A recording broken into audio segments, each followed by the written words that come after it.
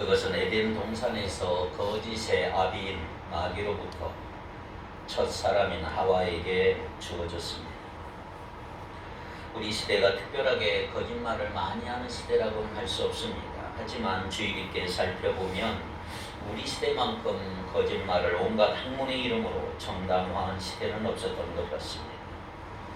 가령 오늘날의 심리학에서 거짓말은 인간의 자아 발전의 아주 중요한 단계로 보는 견해가 있습니다.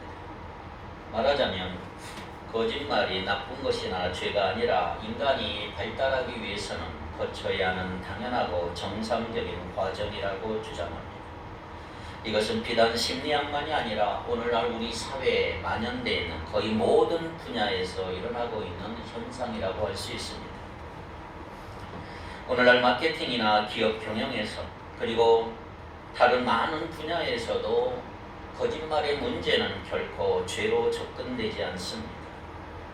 그런 의미에서 요즘에 이 시대에 자라나고 있는 우리들의 아이들에게 이 십계명 9번째 계명 거짓말하지 말라 이 말을 성경적으로 가르치는 것은 그야말로 전쟁이라고 해야 할 것입니다. 하지만 이것은 사실 아이들의 문제도 아니에요. 성경적으로 말하자면 이것은 죄인의 문제입니다. 죄인의 문제. 우리 모두의 문제라 이 말이에요. 그렇다면 우리가 예수 믿는 그리스도인으로서 이 9번째 계명을 어떻게 이해해야 되고 어떻게 순종해야 하는가, 이것이 오늘 생각해야 될 주제입니다. 자, 한번 생각해 보세요. 가난하지만 정직하고 성실하게 살아가는 사람이 있어요. 그리고 부자지만 거짓과 위선으로 살아가는 사람이 있어요. 누가 더 나은 삶을 살아가고 있을까요? 세상은 물질의 적고 많음으로 사람을 판단하기 때문에 부자라고 말할 것입니다. 그러나 하나님의 시선은 달라요. 하나님의 시선은 비록 가난하고 힘들더라도 정직하고 성실하게 살아가는 사람이 더 낫다라고 말씀합니다. 미국의 서던 캘리포니아 대학이 사람이 하루에 몇 번이나 거짓말하는가 조사해서 발표한 논문이 있어요. 20명에게 조그만 소형 마이크를 옷에 부착하고 조사한 결과가 나왔는데 몇 번 거짓말할까요? 사람은 하루에 200번 거짓말한다 그래. 200번. 8분에 한 10분에 한 번꼴로 거짓말을 하고 있는 것입니다. 직업적으로 나왔어요. 누가 어떤 직업이 거짓말 많이 하느냐. 상점의 점원이래. 상점의 점원. 그 다음에 병원에서 근무하는 카운터 근무자, 접수 근무자들. 그리고 세 번째가 정치, 언론, 변호사, 세일즈맨, 심리학자, 이렇게 기록이 되어 있습니다. 재밌는 것은 이번 대선 후보자 중에 누가 거짓말을 많이 하는가 조사한 게 나왔어요. 2월 26일에서 27일 리얼미터에서 조사한 각종 의혹 관련 거짓말을 많이 하는 후보 랭킹을 발표했습니다. 2월 26일 이재명 후보가 51.9% 가장 많이 했고, 윤석열 후보가 44.5%, 안철수 후보가 0.8%, 심상정 후보가 0.6% 이런 순위라고 합니다. 우리가 알고 있는 귀여운 거짓말이라는 게 있어요. 귀여운 거짓말. 첫째, 귀여운 거짓말이 뭡니까? 내가 중국집에 짜장면을 시켰어요. 배달이 늦는다고 전화를 하면 예, 지금 떠났습니다. 그런데 안 옵니다. 두 번째, 의사 선생님이 찾아온 환자에게 하는 거짓말이 있어요. 조금만 늦었으면 큰일 날 뻔했습니다. 큰일은 무슨 큰일이야. 세 번째, 간호사들이 주사를 놓으면서 주사 하나도 안 아파요. 그런데 엄청 아픕니다. 네 번째, 옷가게 점원이 하는 말은 뭐냐면 사모님 이렇게 옷이 딱 맞을 수가 없어요. 사모님을 위한 옷입니다. 얼마나 섬뜩합니까? 다섯 번째, 시어머니가 며느리 집에 놀러 갔어요. 일어섰는데 이제 가려고 일어서는데 며느리가 하는 말. 아니 벌써 가시려고요? 좀 더 이따 가시. 왜 이렇게 일찍 가시냐? 이 집사람 하는 일이거든요. 시어머니는 돌아가셨지만. 여섯 번째, 초등학교 선생님이 자기 반 어머니에게 하는 말. 애는 머리는 좋은데 공부를 잘 안 해요. 이것도 거짓말이죠. 7번째, 성도들이 예배드리고 나오면서 특별히 설교 시간에 한참을 꾸벅꾸벅 졸던 사람이 이제 예배 끝나고 나가면서 목사님 오늘 설교 큰 은혜 받았습니다. 나는 거짓말인 줄 다 압니다. 오늘 우리는 거짓말을 거짓말로 보지 않는 시대를 살아가고 있죠. 거짓말에 너무 관대한 사회, 자기가 목적을 이루기 위해서는 적당한 거짓말을 해도 된다는 그런 시대를 살고 있어요. 그러나 하나님은 십계명을 통해서 거짓말이 얼마나 무서운 것인지, 심각한 죄인지를 우리에게 일깨워 주고 있는 것입니다. 거짓말의 폐해는 생각보다 큰 거예요. 거짓말은 우리 삶과 사회가 앓고 있는 중병과도 같은 것이라고 할 수가 있습니다.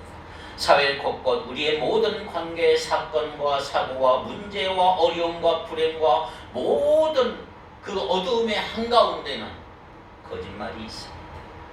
그런 의미에서 우리는 어디에서나 거짓이 만연한, 거짓이 너무 성행하는 그런 불행한 사회 속에 살고 있는 것입니다. 우리나라 초기 1900년대 초기 선교사님들이 외국에서 많이 왔는데 우리 한국 사회에서 딱 보고 놀란 게 뭐냐 하면 거짓말이 너무 자연스럽다. 한국 사람들은 거짓말을 너무 잘한다. 진실의 문제는 항상 신앙의 중심적 문제라고 할 수가 있습니다. 어쩌면 10가지 계명 가운데 거짓말을 하지 말라라고 하는 이 계명을 넣으신 이유는 뭐냐 하면 하나님과 우리의 관계, 이웃과의 관계에 있어서 핵심적인 요소가 되기 때문이라고 믿습니다. 그래서 바울은 옛사람과 새사람을 구분을 하고 있습니다. 옛사람과 새사람. 자, 에베소서 4장 23절 24절을 같이 읽겠습니다. 오직 너희의 심령이 새롭게 되어 하나님을 따라 의와 진리의 거룩함으로 지으심을 받은 새사람을 입으라. 25절에 이렇게 말합니다. 4장 25절. 그런즉 거짓을 버리고 각각 그 이웃과 더불어 참된 것을 말하라. 이는 우리가 서로 지체가 됨이라. 새 사람이 되었기 때문에, 예수 믿고 새 사람이 되었기 때문에 옛사람의 특징인 뭐를 보셔봐요? 거짓을 버리고 진실되게 살아가라. 거짓은 우리의 관계를 다 깨트려버려요. 거짓은 사탄 왕국의 통용어라는 사실을 기억하셔야 합니다. 하나님의 백성들이 거짓말을 하면 그것은 마귀의 종노릇한 것과 같다는 거죠. 그래서 거짓말은 관계에 치명적이에요. 우리의 삶을 혼란하게 하고 우리가 사는 세상을 어지럽게 만드는 특징이 있습니다. 자, 그렇다면 우리는 왜 거짓말을 할까요? 그 거짓을 행하는 몇 가지 요인이 있어요. 첫째는 두려움 때문에 거짓말을 해요. 두려움 때문에. 두려움이 있으면 거짓말하게 돼요. 창세기 12장에 보면 재미있는 사건이 하나 나와요. 아브라함이 기근 때문에 애굽으로 내려가요. 애굽으로 내려가는 과정에 바로 왕에게 사랑하는 아내를 빼앗길 뻔한 사건이 기록이 되어 있습니다. 당시 아내의 살해의 나이는 65살이에요. 지금 고대 사회의 65세는 현대 사회의 65세와는 차이가 있습니다. 너무나 아름다웠던지 바로 왕이 첫눈에 반했어요. 그리고 아내를 뺏으려고 해요. 그때 아브라함이 머리를 써서 자신의 아내라고 말하지 아니하고 누이라고 말하는 바람에 결국 아내를 뺏기게 됐어요. 아브라함은 자기를 죽이고 아내를 빼앗아갈지 모른다는 그 두려움 때문에 거짓말을 하게 됐어요. 그렇습니다. 거짓말, 두려움이 거짓말을 하게 만들어요. 우리가 직장에서나 인간관계 속에서 위기를 모면하려고 하다 보니까 자꾸 거짓말하고, 수많은 상황 속에서 진실보다 거짓을 택할 때가 얼마나 많습니까? 왜요? 거짓이 진실보다 편리하기 때문에 그런 것입니다. 괜히 정직하게 이야기하다가 문제가 더 복잡해질 거라고 막연히 생각하죠. 과연 그럴까요? 거짓으로 여러분 자신을 보호할 수 있을까요? 사람들은 거짓이 안전하다고 착각하는 경향이 있죠. 그러나 여러분 기억하세요. 진실이 가장 안전합니다. 거짓은 편리한 길이 아니에요. 간단히 해결할 문제인데 괜히 거짓말했다가 혹독한 대가를 지불할 때가 얼마나 많이 있습니까? 여러분, 거짓으로 우리 자신을 지킬 수가 없어. 거짓은 임기응변뿐이고 잠시 눈을 가리는 거예요. 잠언 12장 19절을 봅시다. 진실한 입술은 영원히 보존되거니와 거짓 혀는 잠시 동안만 있을 뿐이니라. 거짓은 잠시 동안만 통하는 거예요. 잠시. 아브라함은 하나님의 개입으로 바로 왕으로부터 아내를 되찾았지만 그러나 바로 왕에게 책망을 받아요. 이방 왕에게 하나님의 사람이 꾸지람을. 우리가 사는 세상 보면 참 재미있는 현상이 있어요. 이 세상은 너무너무 거짓말 투성이에요. 예수 믿는 사람이 그런데 거짓말하면 막 야단쳐요. 신자가 그러면 되겠냐? 교회 다니는 사람이 거짓말하면 되겠냐? 자기는 거짓말하면서. 무슨 말이에요? 신자라도 거짓말을 하지 않았으면 좋겠다. 이 의미가 들어있는 거죠. 신자까지, 예수 믿는 사람까지 거짓말하면 이 세상이 어떻게 되겠느냐? 제발 너희들만이라도 거짓말하지 않았으면 좋겠다는 염원이 그들에게 담겨있는 거예요. 어떤 일에 내가 실수했을 때 재빨리 잘못했다고 인정하면 간단한 문제를 자신의 실수를 인정하지 않으려고 자기 변명과 합리화를 늘어놓으면 늘어놓을수록 거짓말의 보따리가 커지고 눈덩이처럼 풀어나죠. 두려움을 잊어야 진실을 할 수가 있다 말이죠. 두 번째, 거짓말하는 이유는 뭘까요? 교만입니다. 교만. 자신보다 더 나은 평가를 얻고자 할 때 거짓말을 하게 돼요. 자기를 포장하는 거죠. 허세와 허용이 있는 곳에서 자기를 부풀려 설명하는 것입니다. 에덴 동산에서 아담과 하와가 마귀의 거짓말에 넘어간 것은 그 안에 교만이 숨어 있었기 때문에 그런 것입니다. 그 다음에 교만이 왜 나쁠까요? 교만이 나쁜 이유는 하나님과 같이 되려고 하기 때문이에요. 자기 착각이죠. 자신의 모습을 있는 그대로 표현하지 아니하고 자꾸 꾸미고 부풀리고 자신의 실제보다 더 좋게 보이려고 하다가 거짓말쟁이가 되는 거예요. 자기를 과다하게 포장하는 것도 거짓말이에요. 오늘 미디어가 얼마나 많이 발달합니까? 미디어 문화. 자기를 멋지게 보이려고 너무너무 야단이잖아요. 그래서 자기를 과시하고 선전하는 PR하는 이 세상에서는 정직하지 않을 가능성이 너무 많은 것입니다. 다 가면을 썼기 때문인 것입니다. 남들에게 멋지게 보이려고 노력하다 보면 그 안에 거짓말이 추가가요. 과시문화, 허영심의 세상에서는 거짓이 늘어날 수밖에 없는 것입니다. 그런데 자기를 높이기 위해서 부풀리다 보면 거짓말하게 되지만 자기만 높이는 것으로 끝나지 않아요. 다른 사람을 폄하하게 돼 거짓말하게 되죠. 다른 사람을 헐뜯는 문화에는 다 거짓말이 들어있어요. 자아도취, 자아숭배, 교만에 빠져있는 사람은 자기를 자랑하기 위해서 거짓말하다 보면 나중에 그게 끝이 나면 다른 사람 끌어내리기 위해서 비방하고 폄하하고 악평을 하고 중상모략을 하는데 그 모든 것이 다 거짓 증거가 되는 거지. 그래서 다른 사람에 대해 이야기하려고 하면 정확하게 이야기해야 됩니다. 그래서 신앙생활에서 우리가 조심해야 될 부분은 말입니다. 말. 교회 공동체 안에서 말 때문에 시험되는 경우가 얼마나 많습니까?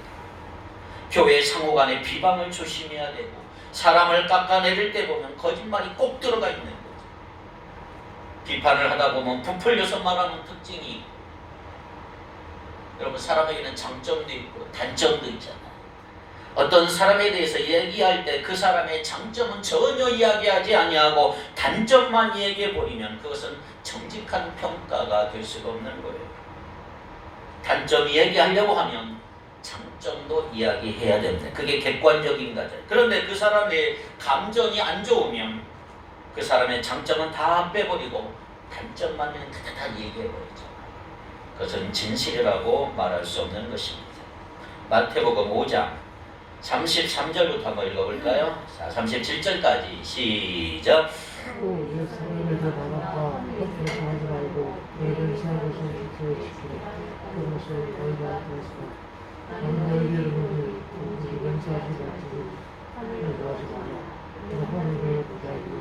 아무로도 하지 말고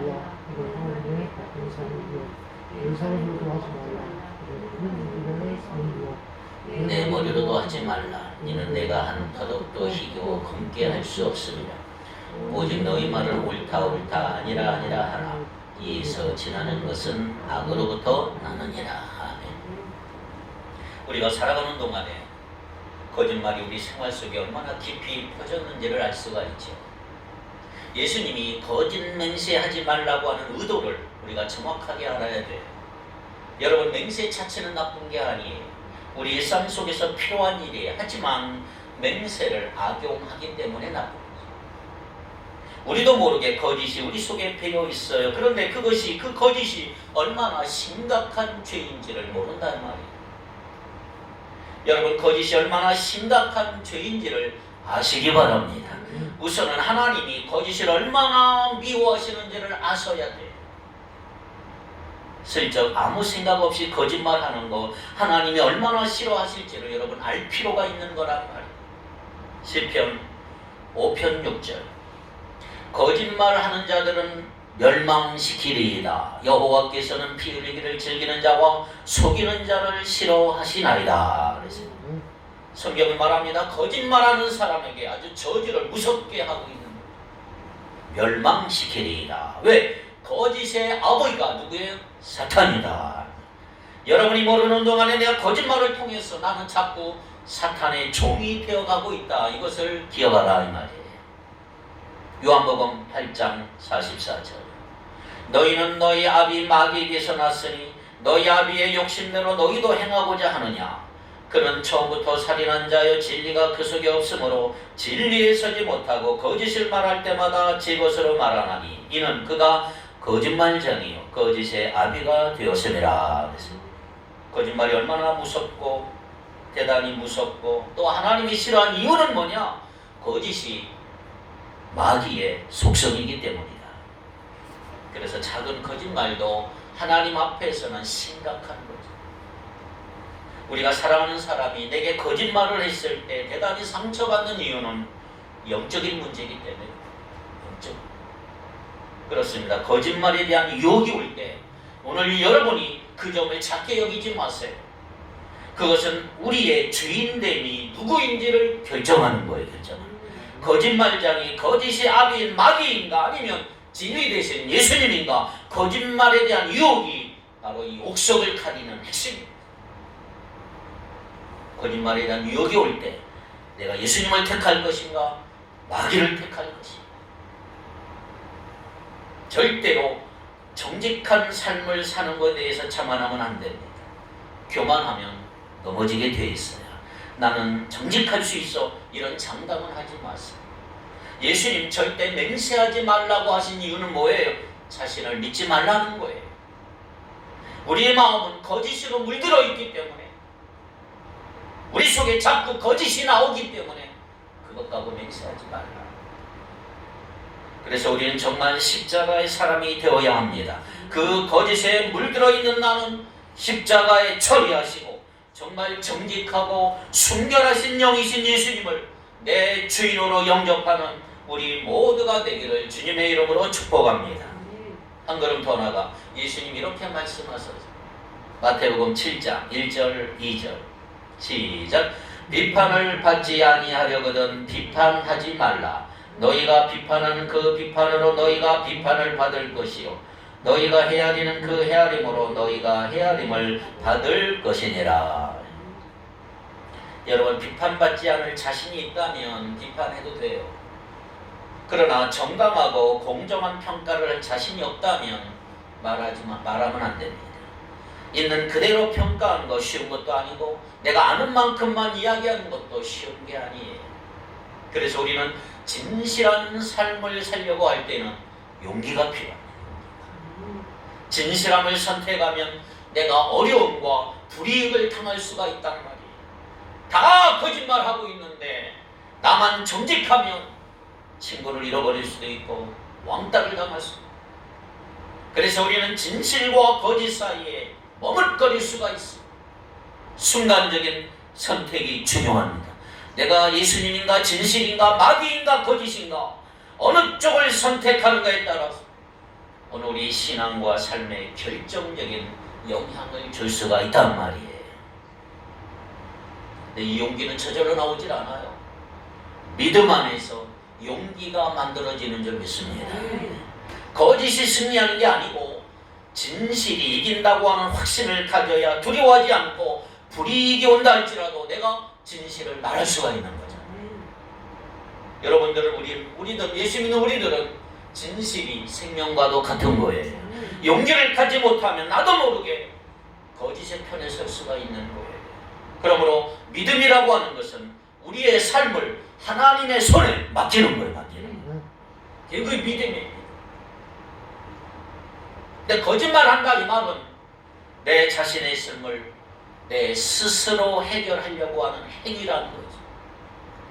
아브라함은 자기의 머리로 살 국리를 찾으려고 하다가 거짓말을 한 거예요. 여러분, 거짓말은 불신앙이에요. 불신앙. 기억하세요. 거짓말은 불신앙이다. 내가 내 인생을 책임지려고 하니까 막 둘러대지 않습니까? 머리를 쓰고 계산을 하고 그러다 보니까 거짓말. 쓸데없는 말 많이 하고 끝도 없이 거짓말을 만들어다 보면 자기 꾀에 자기가 넘어가는 거죠. 그렇습니다. 거짓말은 하나님을 신뢰하지 아니하고 자신의 머리와 재주를 더 의존하는 행위예요. 오늘 우리가 하나님을 온전히 신뢰한다면 진실을 두려워할 필요가 없는 거예요.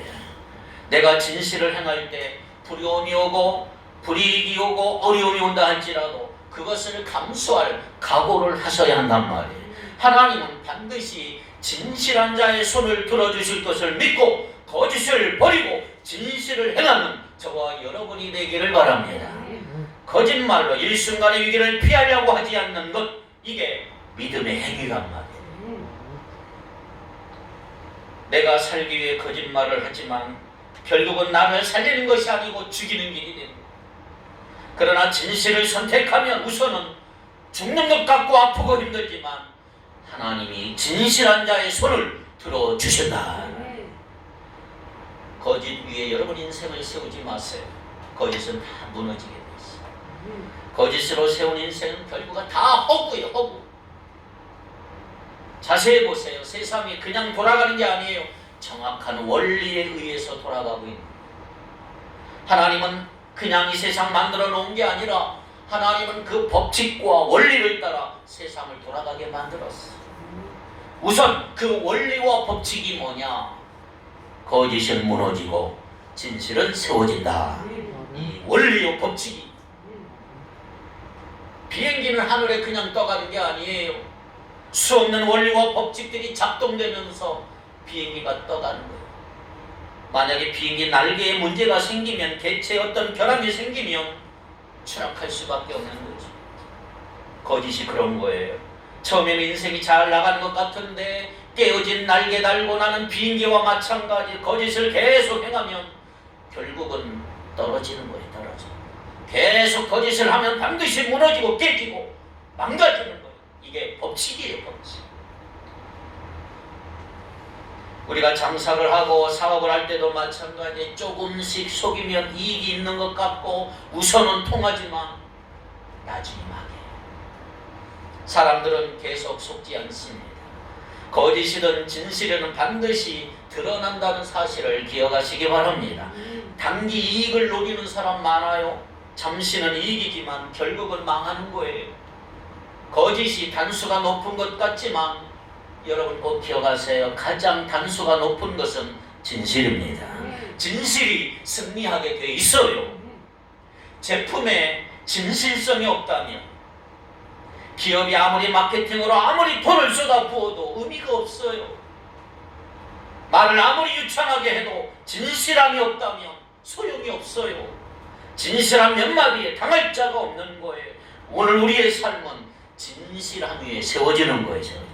진실에 하나님이 손을 들어주는 거예요. 그렇습니다. 하나님은 진리이시기 때문에 진실한 자의 손을 들어주시고, 중요한 것은 하나님이며 하나님은 영원히 진실하신 분이다. 우리를 바라보시는 기준은 진실함이에요. 진실해야 하나님을 만날 수가 있는 거예요. 그러므로 우리가 기도할 때 가장 중요한 것은 회개기도입니다. 우리의 청결한 양심, 깨끗한 심령으로 우리의 자아가 거짓됨이 없이 하나님 앞에 나갈 때 우리는 하나님을 만날 수가 있는 거예요. 우리 하나님이 다루시는 관심은 뭐냐면 우리가 진실한가, 우리가 진실한가. 여기에는 양보가 없어요. 그냥 진실한가, 거짓투성인가. 그렇다면 여러분, 무엇인가 내 삶이 엉켜있고 무엇인가 이상하게 잘 안 돌아가고 뻑뻑하고 삶이 계속 뒷걸음친다면 한번 생각해 보셔야 돼요. 진실이 키워드예요. 우리가 진실을 회복한다면 우리의 관계에 놀라운 변화가 있을 것이고 내가 하고 있는 모든 일들에 혁명이 일어난단 말이에요. 두 번째 본문이 그게 잠언 19장 9절. 거짓 증인은 벌을 면하지 못할 것이요 거짓말을 뱉는 자는 망할 것이니라. 거짓으로 증언하는 사람은 벌을 받는다. 망할 것이다. 거짓말을 뱉는 자는 망할 것이다. 문화적으로 거짓된 사회를 우리가 지금 살고 있어. 참 힘들어요. 피곤해요. 어디를 가나 거짓말 때문에 힘들어하고 사고가 터지는 이유 다 거짓말. 비즈니스 안에 거짓이 있어. 돈이 굴러다니는 곳에 거짓이 얼마나 많은지. 학문 안에 거짓이 있어요. 학문이라고 하는 신성한 것 안에도 거짓이 얼마나 많은지. 논문 표절이라는 문제가 터지지. 문학계에도 표절 시비가 일어나고 정치인들의 세계는 말할 것도 없어. 거짓말이 얼마나 많은지. 요즘 선거철 얼마나 심각합니까? 역사 안에도 거짓말이 너무 많아. 스포츠계에도 성적 조작을 하고 기록을 조작하고 얼마나 안타까운 일입니다. 어디를 가도 거짓이 없는 곳은 찾아보기 힘들어요. 확실한 것, 거짓이 일반적이고 보편적인 사회는 미래가 어둡다는 것이지. 진실이 담보되지 않으면 모든 것은 허물어질 수밖에 없는 것입니다. 대단한 재능을 갖춰도 진실함이 없다면 위험한 사람.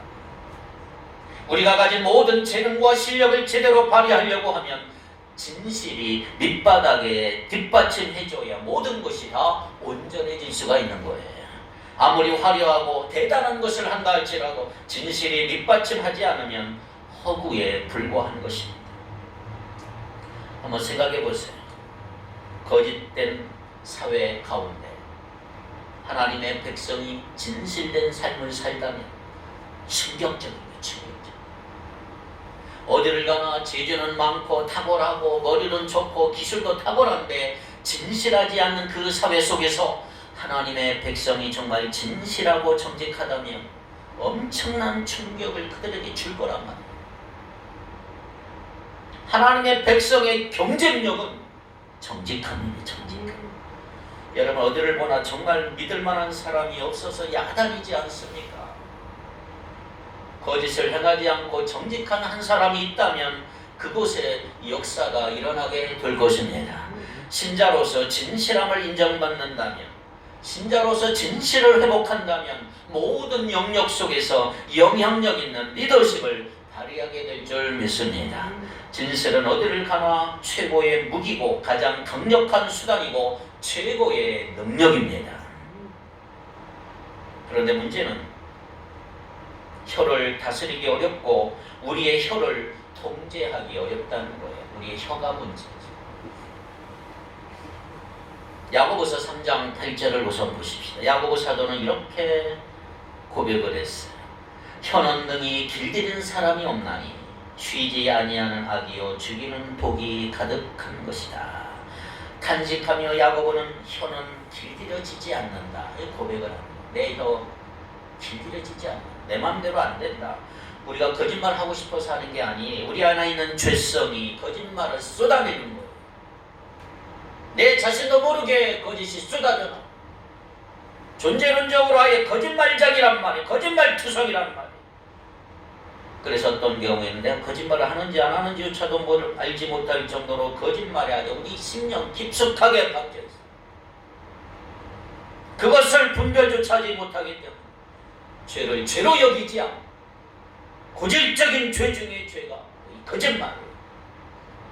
너무 오랫동안 습관화되어 온 죄 때문에, 거짓말이기 때문에 이 거짓된 혀를 내가 어떡할 방법이 없다. 그래서 바울은 이런 고백을 했어요. 로마서 7장 24절을 같이 봅시다. 오호라 나는 곤고한 사람이로다. 이 사망의 몸에서 누가 나를 건져낼 것이가. 19절 보세요. 19절. 내가 원하는 바 선은 행하지 아니하고 도리어 원하지 아니하는 바 악은 행하는도다. 말에 대해서 동일한 거예요. 내가 원하는 말은 진실인데 내가 원하지 않는 거짓말이 막 내 혀에서 막 터져나온단 말이야. 나는 정말 공고하고 죽을 지경이다. 바울의 고백. 내 안에 있는 거짓말의 악습은 깊은 곳이고 내 마음대로 되질 않는 거예요. 끊어버리고 싶어도 쉽지가 않아요. 근원적인 변화가 필요해요. 속사람의 변화가 필요하단 말이에요. 하나님이 오늘 우리에게 전적인 은혜를 허락해 주셔서 성령의 충만함을 입어주셔서 놀라운 은혜 속에서 내 혀를, 내 심령을 주장하실 때 변할 수 있다. 그렇지 않으면 우리는 거짓말 투성이로 거짓말성에 한평생을 살아가는 거예요. 그래서 오늘 이렇게 죄에 대해 철저한 회개가 필요합니다. 하나님, 내가 이 부분에 자꾸 거짓말을 합니다. 이 거짓으로부터 나를 구원해 주옵소서. 오 주님, 정직한 영을 부어 주옵소서. 세상의 모든 욕망과 나의 모든 정욕을 십자가에 못 박게 하옵소서. 내가 이런 거짓말이 죄에 대한 깊은 회개를 통해서 예수 그리스도의 보혈의 은혜에 힘입어 이 죄 족쇄가 끊어지게 해 주옵소서. 이 간절한 기도가 성령의 도우심을 통해서 내 거짓된 혀로부터 나를 지켜서 이제 진실한 삶을 살게 하여 주옵소서. 이 기도를 먼저 드려야 된단 말이에요. 성령은 진리의 영이기 때문에 우리가 기도하면 도와주시는 거예요. 석벌전 목사님이 늘 이런 얘기를 했어요. 내가 성령 충만하지 않으면 입을 열지 않겠다. 왜? 성령 충만하지 않은 상태에서 입을 열면 계속 죄만 나오니까. 거짓말만 나옵니다. 여러분도 그렇게 되길 바랍니다. 성령 충만할 때 말하기를 바랍니다. 우리가 확실해야 되는 건 진실이 이긴다는 거예요. 거짓은 승리할 수 없어요. 말을 하기 전에 5가지를 생각하셔야 합니다. 자, 5가지. 첫째, 내가 하는 말이 공동체에 유익을 주는 것인가? 내가 하는 말이 지금 교회나 가정에 유익을 주는 말인가? 두 번째, 내가 하는 말이 다른 사람을 세워주는 말인가? 깎아내리고 험담하는 게 아니라 내가 하는 말이 지금 다른 사람을 세워주는 말인가? 세 번째, 내가 하는 말이 화평을 이루게 하는 말인가? 피스메이커, 평화의 사도로 내가 하는 말이 화평을 이루게 하는 말인가? 넷째는 내가 하는 말이 정의를 세우는 말인가? 정의, 부정부패가 아니고 정의를 세우는 말인가? 마지막 5번째, 가장 중요한 것이 내가 하는 말이 덕이 되는 것이다. 덕이 되는 말, 이게 참 중요해요. 덕이라고 하는 말은 히브리 원어 어원을 더듬어가면 덕은 뭐냐? 힘이다. 덕은 힘입니다. 우리가 진실한 삶을 계속 살아갈 때 제일 끝에 남는 것이 덕이에요. 덕. 그 덕이 힘이에요. 그 힘이 뭐냐? 영향력이에요. 영향력. 덕은 힘이고 힘은 영향력이다. 우리가 진실한 삶을 살아갈 때 덕을 쌓는 거예요. 덕은 힘인데 그 힘이 뭐라고요? 영향력이다. 사람들이 그를 주목하고 존경하고 따르고 그의 말에 영향력이 생기기 시작한다. 그게 덕이에요. 오늘 우리가 살아가야 할 삶의 목표가 바로 이게 내 말이 정말 덕이 되는가. 그래서 오늘 우리가 하나님은 물론이고 세상에서 회복되어야 될 핵심이 있다면 정직함입니다. 하나님의 백성이 정직하지 않으면 설 곳이 없어요. 우리가 거짓을 버리지 않으면 우리에게 어떤 소망도 없는 것입니다. 거짓을 버리고 정직함을 회복할 때 하나님과 우리의 이웃의 관계에 새로운 회복의 역사가 일어나게 될 줄 믿습니다. 우리가 한 말은 사라지지 않아요. 우리의 말과 행위는 언젠가 하나님 앞에서 우리가 한 말로 심판을 받습니다. 우리는 진리이신 예수 그리스도를 믿고 진리의 영이신 성령을 따르는 사람인 줄 믿습니다. 항상 진리의 편에 설 수 있는 여러분들이 되기를 바랍니다. 정직한 영으로 새롭게 되기를 날마다 간구하시기를 바랍니다. 정직하면 하나님이 살려주십니다.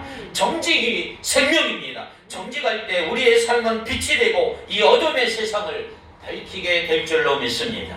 무엇보다 우리가 이 정직을 회복할 때 우리의 삶을 부욕해 하시고 하나님의 놀라운 축복을 담는 그릇으로 우리를 사용해 주실 것입니다. 기억하십시오. 정직을 잃어버리면 모든 걸 잃어버리는 거예요. 그러나 진실을 회복하면 하나님이 우리의 손을 영원히 들어주실 줄 믿습니다. 오늘 세상이 바라는 것은 하나님 백성의 진실함입니다. 이 진실함보다 더 강력한 힘은 없습니다. 진실로 생명을 걸고 이 세상 속에서 승리하는 저와 여러분들이 되기를 주님의 이름으로 축원합니다. 기도합시다. 진리를 알지니 진리가 너희를 자유케 하리라. 걸어가신 하나님, 거짓된 세상 속에 무엇보다 정직을 회복하기를 원합니다. 가난하지만 정직하고 성실하게 살게 하시고 우리 안에 존재하는 두려움을 물리쳐 주시며 교만을 떨쳐버리고 거짓의 유혹이 올 때 정직하고 순결의 영이신 예수님 바라보게 하여 주옵소서. 믿음 안에 담대한 용기를 주시고 우리 삶을 주님의 손으로 맡길 수 있는 그런 은혜를 나누어 주시기를 원합니다. 거짓은 떠나가고 진실함이 세워지게 하여 주옵소서. 정직한 영을 부어 주옵소서. 거짓말 모든 정력을 십자가에 못 박게 하옵소서. 진리의 영이신 성령이요 우리 말에 영향력을 주시어서 정직한 영으로 날마다 새롭게 변화되는 역사가 일어나게 하여 주옵소서. 예수님의 이름으로 기도하옵나이다. 아멘.